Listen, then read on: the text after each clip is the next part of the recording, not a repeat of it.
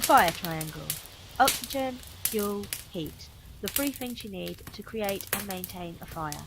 In this series of videos, we're going to be looking at different ways of creating heat, starting with friction firelighting, the bow drill. The most popular method of friction firelighting in this country is using the bow drill. So there's a few different bits you need for this. Obviously you need the bow, you need the half or the baseboard, you need a spindle, you need something to use as a bearing block, and you need a little ember pad that's going to catch your ember in. So the way that it works is that the spindle will bore down into the half, and then the friction created by that action will make not only heat generate, but also the wood will turn into tinder and you'll end up with a really hot pile of dust. The wood that you need to be using needs to be a soft wood, not too resinous, and it needs to be seasoned. So that means it needs to have been off the tree for a long time and not have any moisture left in it. Something like pine is no good because it's got lots of resins in it, which is why you get that pop, pop, pop when it's burning. Something like oak or beech is no good because it's really heavy, dense wood. So it will take a long time to make that pile of dust because it will be grinding down really dense wood. Trying to get that into a powder takes a long time. So we have got here lime, and for the spindle, hazel. Hazel is really good for a spindle because it grows nice and straight.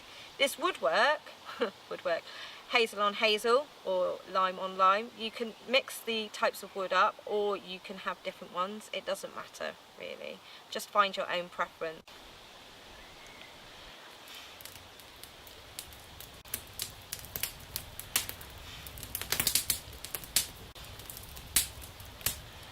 The spindle has a slightly more pointy end and a slightly more rounded end.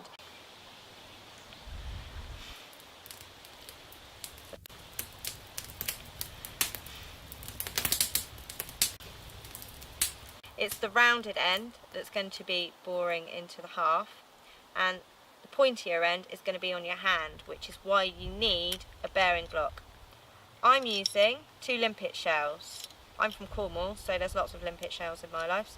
So that's going to be on top, protecting my hand whilst I'm creating friction with the spindle.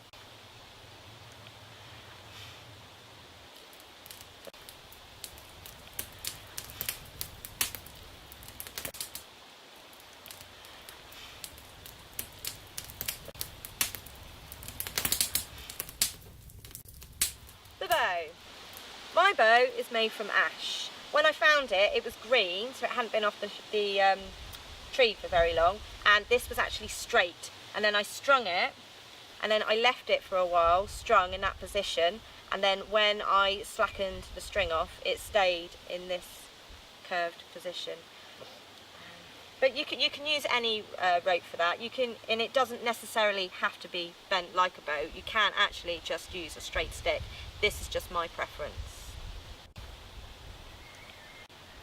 So the ember pad, this is going to catch my little ember. I am going to use this one, this little hole here. So I'm going to put that over my ember pad and just need to make sure that it is actually in contact with the ember pad, like that. Getting the spindle into the bow, paying attention to the pointier end, that goes in between the bow and the string, and then you put a twist in there. It's going to go into a little hole there. Next thing, you want to get your foot on it so it's not going to go anywhere. If you try and keep your foot in line with the knee behind you, get your head over your foot so you've got your weight is going to be pushing down to bearing blocks on my limpet shells. So I'm going to hold on tight, hold on there, and that's going to stop my hand from getting burnt, and I'm going to have all that downward pressure, and then it's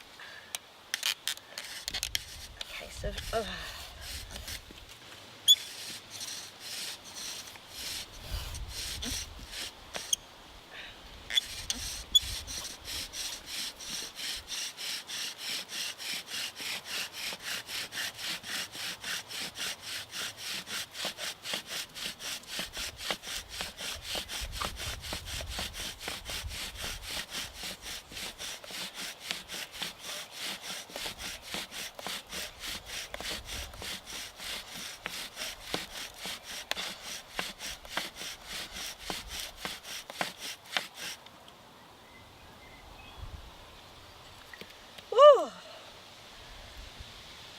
I think that it's lit, I do another 20 bows just to make sure, because it's knackering.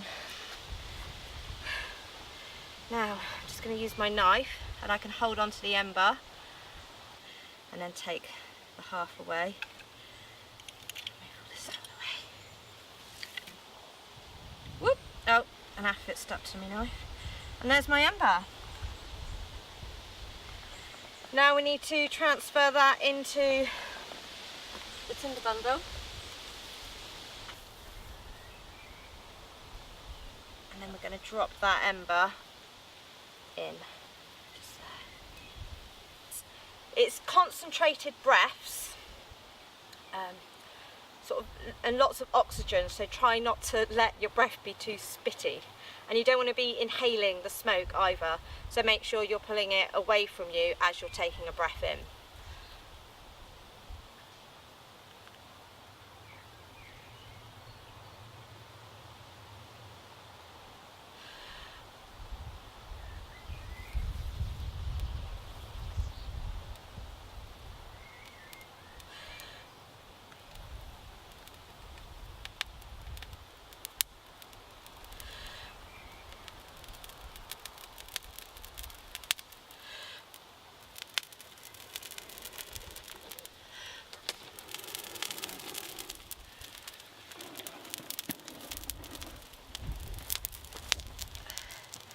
Fire by friction.